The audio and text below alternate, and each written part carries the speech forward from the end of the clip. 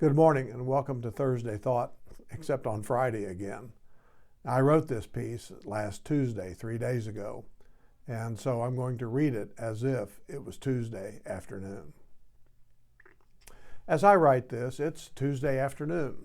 The wind has been howling since yesterday morning. 40, 50, and even 60-mile-an-hour winds are coming through the Wichita, Kansas area. And even for one who works and lives inside, it's enough to make one tired. And for those who have to work outside in the wind, or worse, live outside, these kinds of days are exhausting.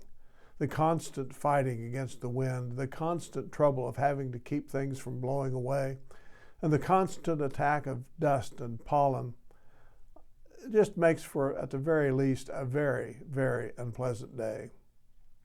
Thursday, the day that this should air on YouTube, should be pleasant, they say. We should have had some rain by then, and the wind will have died down considerably to a gentle 5 to 10 mile an hour out of the north. More of a traditional fall day will be in the air that day, hopefully on Thursday when this airs. And of course it's airing on Friday, and it's still a nice day. These days are an inconvenience for those of us fortunate enough to have a place to live and work inside. I see, though, several of our outdoor friends, as we like to call them at Riverwalk Church, they're trying to navigate the sidewalk while keeping all of their things gathered up. I can't imagine having to walk against the wind for more than just a block or so, but many of these people have no choice. They have to walk everywhere they go. I confess that I don't know what to do, if anything, regarding the homeless situation. Wichita and the United States are not the only places where the homeless live. This is a worldwide issue that has defied solutions for decade upon decade and century upon century. Although difficult to quantify, most estimates of homelessness worldwide hover in the 150 million range, with as many as 1 out of every 6 people living in some kind of what is generally called inadequate shelter.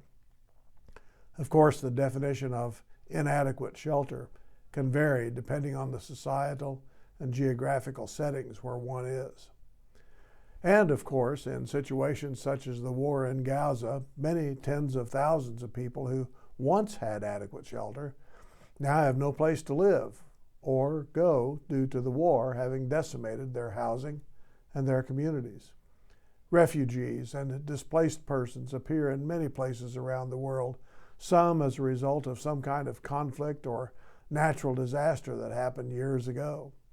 There just hasn't been the available resources to resupply adequate housing, and probably won't be in the foreseeable future.